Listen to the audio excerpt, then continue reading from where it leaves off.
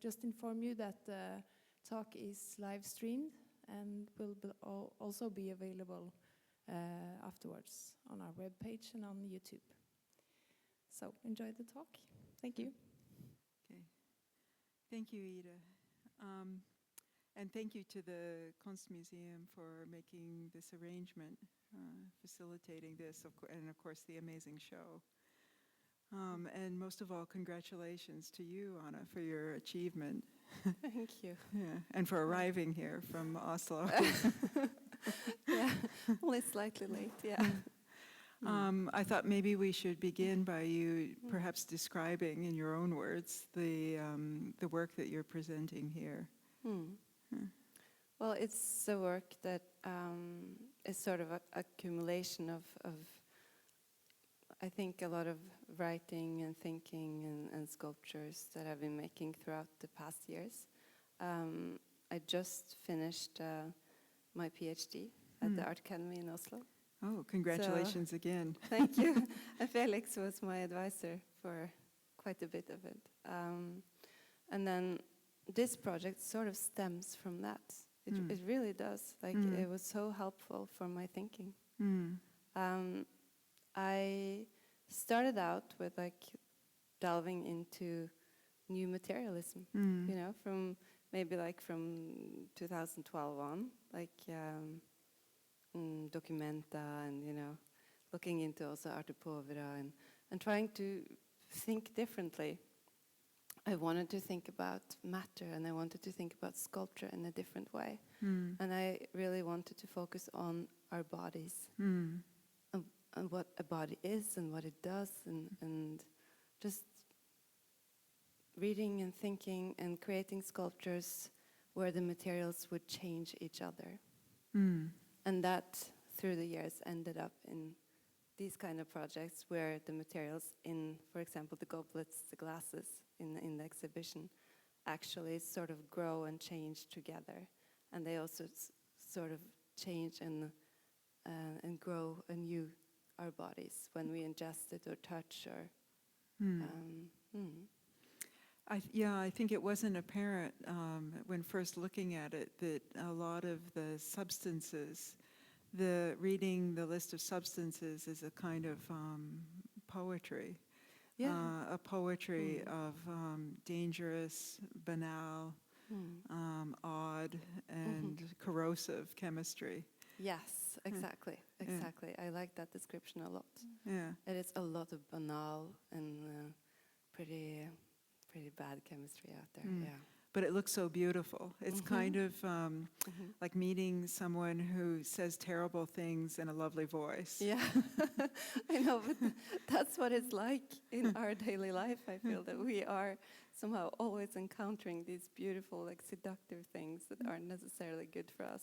And someone is producing them, and someone is allowing for this to be our material reality. Yeah, I thought we could just kind of focus on the different elements in the work, and one of them was the text. It has a particular voice, I think, when you're reading. It's kind of like a medicine package that's giving you instructions and ingredients with interludes of a human response. You know, somebody who's been taking the medicine and, uh-oh, here we go again. And maybe you can talk about how you came to that kind of combination. Yeah, I mean, there are two different kind of texts in a way. There are the captions or the materials lists. Yes. Which are a description of sort of these everyday materials, like medications, cosmetics, food products, those kind of things that we encounter. And then there are the more poetic texts. And I've been writing for a long time, but I never sort of figured out how to incorporate it into my sculptural practice. It took me so long, and finally it sort of clicked at the final presentation of my fellowship at Kunstinstituttet Melli. That I was like, I've written these texts. They communicate something more, something different, and I need them to be part. So, but this is actually the first time the texts are part. They sort of go into each condition or mental disorder and describe the body in that state, in that inflamed state, because behind every like mental condition there is inflammation for sure. And it also goes into, you know, like you saw, responsibility and accountability. And it's described from the point of view of someone who is ill and searching for someone responsible outside of oneself. And this is very important to me because I feel that in our society today, we are, as individuals, given the full responsibility of health or illness. I do not believe that to be true. Like, or, of course, it's.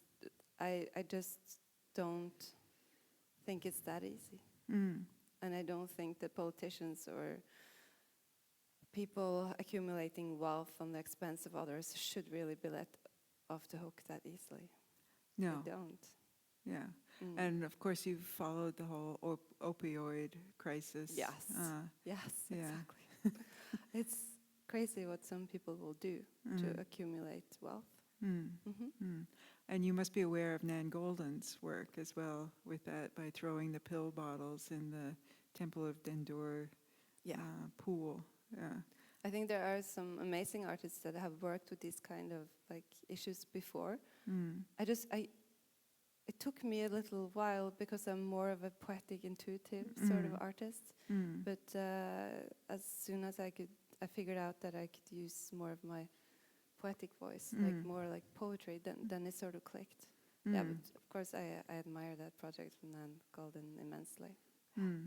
Well, also poetic in a different way. True, just in a different way. But that it also struck me when I was looking at the text which you have submerged in so beautifully in the acrylic tablets. Yeah, thank you. That at the bottom of each there is a kind of call, almost like a performative command. Yeah. And so I was wondering about that. Could you... would you do that as a performance, or could you see it as some kind of theatrical presentation? That's so actually it's nice that you ask, because right now I'm in the process of developing, like working with an actor, and we are starting to develop performances, because I believe that some of these, they are monologues. Yes. Yes, Yeah. and I actually performed one in 2017, but I'm not an actor. And it didn't feel like I was able to communicate it the way the text should be communicated. But now I found the actor I want to work with. So next project will be that. So one thing leads to the next. Yes.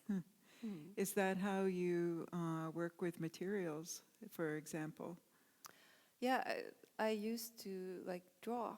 That was my craft. But I ran dry in a way. I ended up like drawing for collectors, and it felt very empty. I couldn't find my way out. And then I started like, I wanted to be more experimental and have my body be more immersed in producing, like, and be with different materials. And then I started experimenting. Like I actually got myself an assistant who knew what she was doing. She had a background in ceramics and metal.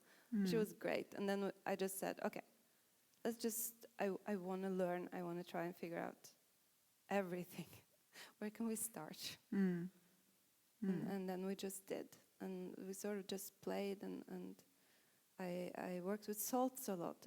I also worked with metals a lot, these kind of materials that are changeable. Yeah, it seems like corrosion is a very important assistant for you. Yes, absolutely. Those natural processes. At the same time, one of the materials that I noticed that was reoccurring in all of them are makeup. Yeah. Makeup, hair color. Yeah, So I still wear it. But way less. Yeah. Right, we can only hope that the corrosion does its best work. It's yes, exactly. But But why is that pointed? Is there some kind of feminist positioning in that? Well, I think I chose, like, there's almost always some kind of cosmetic. That's an easy one because there's always some toxic substance in it. But also medication. I choose medications because even though they are helpful and they might really, they can be a cure, like antibiotics, or but they also can have side effects, as we know, and can lead to other conditions, and that also needs to be known, maybe a bit more. And I use sometimes more historical materials. I use foodstuffs. It's more like trying to always have one of each, sort of. That's what I do. I have some dust, I have like one medication, I have one cosmetic, I have one from food, I have maybe a mineral or a shell. Oh, that's interesting. Yeah, because there is a kind of, it looks sort of random, although they're reoccurring. So this is interesting, like food groups almost. No, because I just wanted to pick from whatever was surrounding us. But of course also it has to correspond with the studies that I go through. So I can't just pick whatever. So you will see, like in the captions, for example, information-induced anorexia, it's a bit different because that one is more about a direct correlation than the others, who are a bit more complex and longer processes. But of course, there's more materials that could be incorporated, and I could also have less, but I sort of choose to stay around 7. Right. Maybe we can move to the vessels themselves, the goblets. Sure. I was very curious about that. I looked and saw that you've worked. So maybe you can tell us about the goblet in particular. I wanted, like, the vessel to be. I was wondering for a while, like, what could I use? What should it be? But then there was this. I wanted it to be seductive and sort of be beautiful, and also be about ingestion. So then it's sort of like a cocktail glass also became like a visual sort of symbol. And I also work with glass as a material a lot because of its translucency and because of its use and how it's never solid, but it's always sort of moving. A little bit moving, Yeah, there was another piece that you made as well with, it was a bottle, and it was, I think, water standing up. Yeah. And I thought that was super interesting. Like, is that a futuristic idea? That things will be bent to do things that they wouldn't naturally do? I'm not sure that that's where I was going, but I'm not ruling anything out in the future. I'm not. Right now, I'm reading about how not to age, and David Sinclair and all of that, which is also interesting. But no, that piece was more about, like, the history of water and the reality of water and what water actually is and how it connects and what it communicates but. I work a lot with, like, hand blowing glass bottles or vessels, or I wanted to make sort of objects that also communicate the fluidity in the body and the body being a vessel or a glass or a jar, or that holds but still spills, and to somehow visually communicate those kind of processes. I noticed that you were interested in a poet that I actually was familiar with from my high school days. Right. Carlos Williams, and that you had particularly cited his book Spring and All. But I found one of my favorite poems that I think, it's so short, I'll just read it. It great. really seemed like almost a summary of your show. So much depends upon a red wheelbarrow glazed with rainwater beside the white chickens. That's very nice. No, I actually got to know him through high school as well, because I was an exchange student for a year upstate New York. Ah, there. So, yeah, I was not wrong. No, you were not wrong. Maybe there are some questions from the audience. You can think about that. It's also okay not to have questions. I just thought that I should invite you in.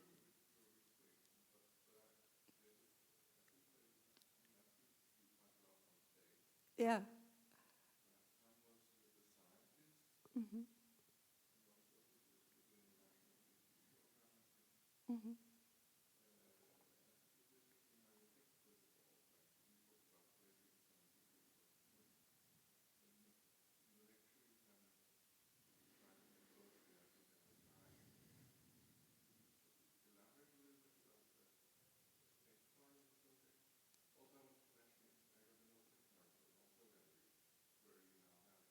Yeah. Yeah. I made some paintings. Yeah, painting again. Yeah, that show just opened, and if anyone is in Oslo, it's open until August 12th. It's at OSL Contemporary in Haksthausens gate.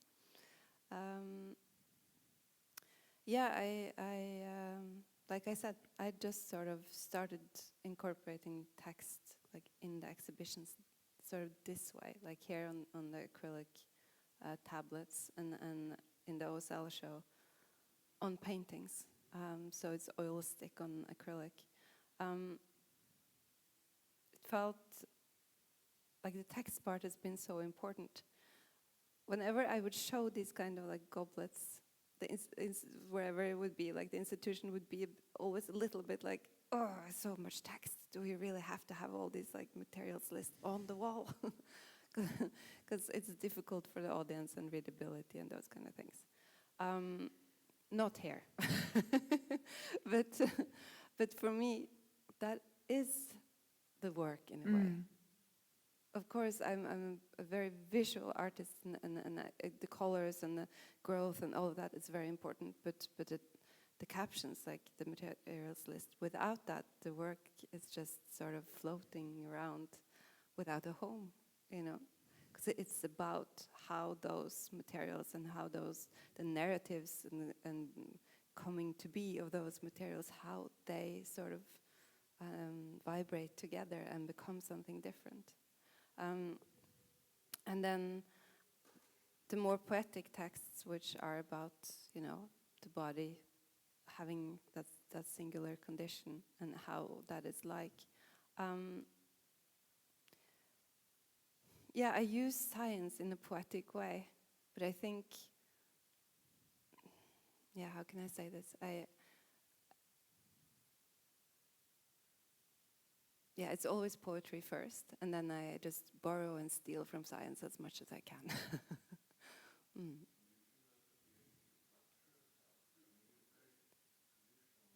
Yeah. Yeah, I wasn't sure that the program would work, you know, because I need to do it a certain way. I need to be me, and there's been a lot of more text-based, more directly political, maybe less intuitive, at least, practices coming out of the program. But I found a way. With good advisors, you know, with good people around you, you figure it out. So, and it's been a pleasure to talk with scientists and like pick their brains and try and figure out what's going on, and what do they think of my writing, and which studies would they like to show me, and what do they think I should go into next. Like people. Immunologists and microbiologists and people I've been like coupled with have been very open, I think, very generous. Yeah. Yep.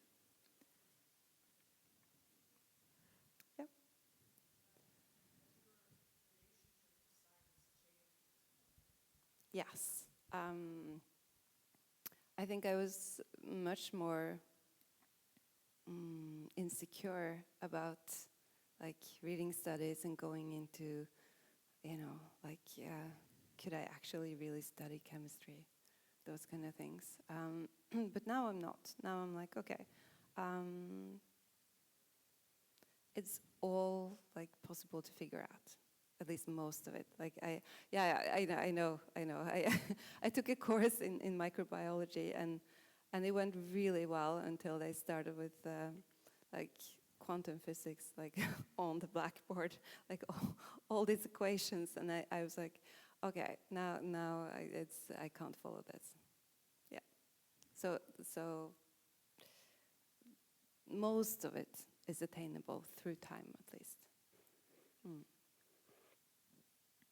Yeah. Do you? Yep. Yeah. Sorry. Oh.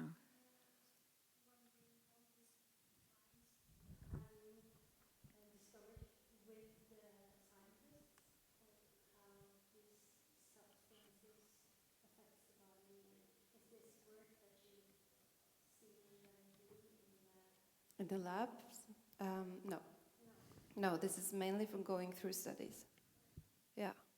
But then, of course, being in conversation with people. But it's a lot of studies you have to cover, and it would take too much time to be like, to observe all of them. So, but yeah, I was able to sneak into the university and take some classes and do some different things. Do you see that as a kind of role, or do you think scientists see the potential and the role of art to have a different kind of voice about the work that they're doing? I think it really depends on the person. I think they're under, like the universities, and they're under a lot of pressure. I think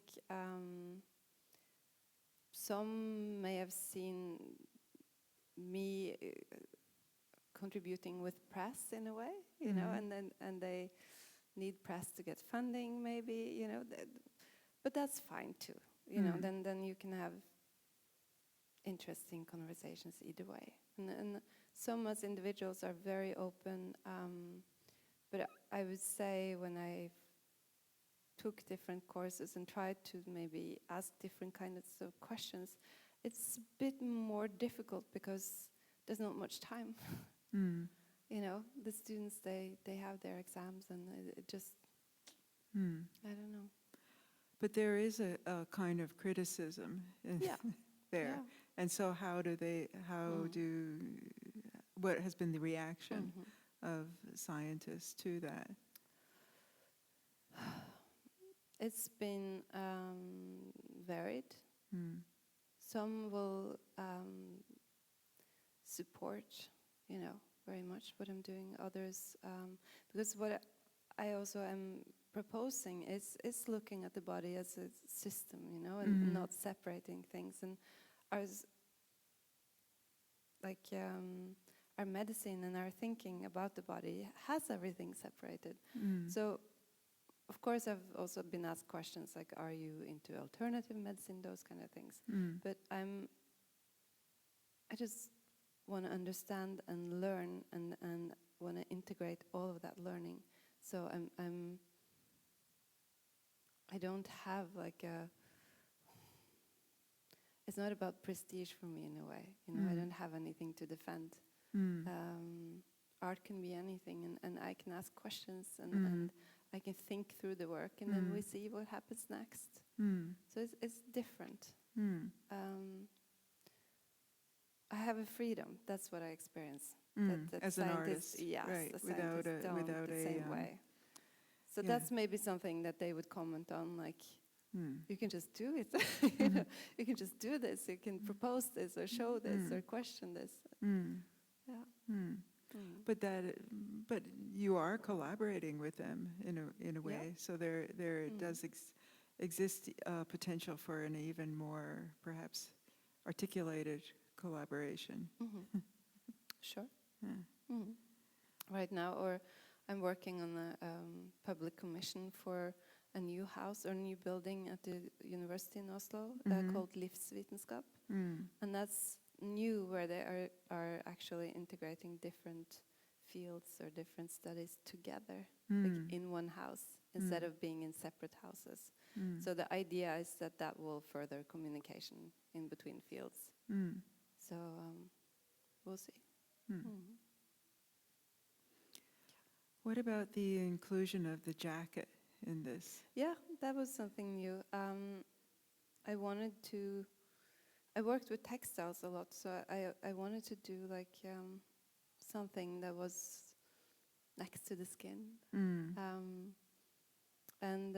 So I included one material from each of these mental conditions and put them together in the jacket. And then how was it treated or cured or, Yeah, how did it arrive at that state? Yeah, of course, like I said, I use salts to have things crystallize and grow, but also with this one I used a plastic material which expands with heat.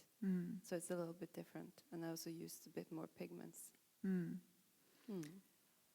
Yeah, usually when you see a jacket that has some kind of patina or history on it, you think of it as bearing a nostalgic quality, but this one really seems futuristic. Yeah, yeah, it is in a way. I didn't know how they would turn out. I have like 20 of them in the studio, and they all turned out very different. And this one was the one that I thought also looked the best, looked most interesting. Yeah, it inhabits this weird space between like patina, history, and the future. Yeah, I was also thinking about where, if we kind of go back, you have this public commission, but you're interested in Karin Barad and her work, and the word entanglements is very important, and it implies context, basically. The material is not what it is. It takes on different forms according to its entanglements, also with sites, with different spaces. So do you think, do you have ambitions for other kind of spaces to show the work, which you think will challenge meanings, entangling it in something else? I'm not sure. I think Karen Barad and the way she views quantum physics has been immensely important, because the way she talks about everything inhabiting everything else, that you're never separate, that's at the basis of all the work that I do. I'm not sure that I will do more of like a location experimental work, but I think in everything that I do, her thinking seeps through. And she was also, like Felix, you asked about like science and poetry. I think she was my first meeting with like really reading science that was so like abstract and dense and poetic, and I read it and I thought, whew, this is poetry. This is amazing. So her way of being with science, where she also like unfolds the philosophy in it, has been so important, because she's one of those rare people who can actually have two thoughts in her head at the same time. Important if you're using entanglement. Yes, exactly. I think, we just see the world in a very simplistic way, and I think we ought to know that, and then I try to communicate that in a way. Well, it does have a very quick, simplistic level, but then it once the text starts to enter into it, Yeah. and the voice from the text. Yeah. I was also wondering about the uniformity, like why everything is red, or I guess Yeah. some things have happened This to time bring around, in. yeah. Yeah. No, because inflammation is on the basis of all of these conditions, and I then wanted to work with the color scale of inflammation, which is red and pink, and you know, Red or more red. yeah, red or more red, yeah. But it's also a work of pain and of anger. So that color like communicates those kind of feelings. It's yeah, it is a work stemming out of pain and anger. It's a very personal and very political work, and those two are entangled in my view. Right, but it speaks in this very lovely voice, and it's complex, deceptive. Yeah. Yeah, I think it is, as our material reality is deceptive. Yes, I suppose that's what you're pointing at. That's what I'm pointing to. Yeah. It's desirable objects. We are surrounded with them everywhere. So you had a question there.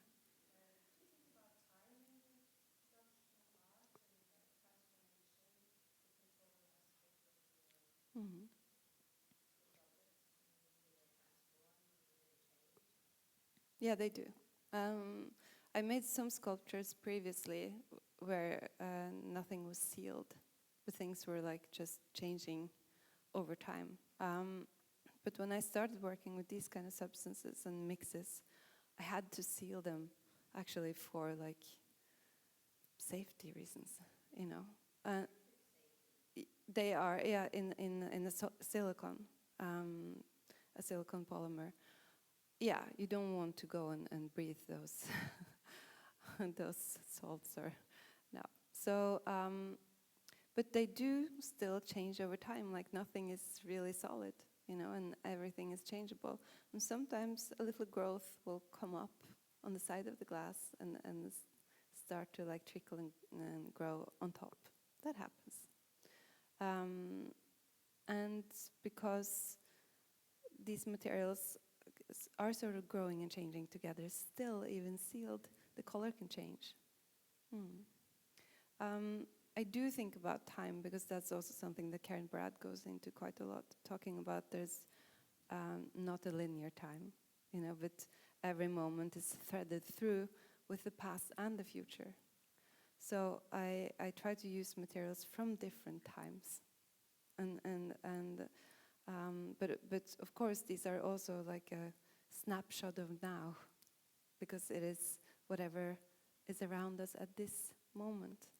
But I try to talk about, you know, time through the material narratives that brought us here and that brought these materials here.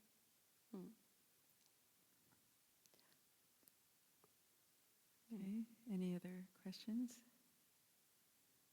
Because I think we have reached the end of the time for today. Okay. All right. Okay, so thank you very much. Thank you very It much. was very nice to meet you and Yeah, interesting lovely to to meet learn you. more about your work. Thank you. And best of luck with your commission. Yeah, thanks. I'm making a huge inflamed nervous system, so right now we're trying to make sure it won't fall down, because it's going to hang in the ceiling. And I've never done anything like that before, but no, it will be made of glass and then maybe some materials inside. But right now it's all about like how to fasten it to the ceiling, and will it fall down? But it will work out. Okay, thank you. Okay, thank you.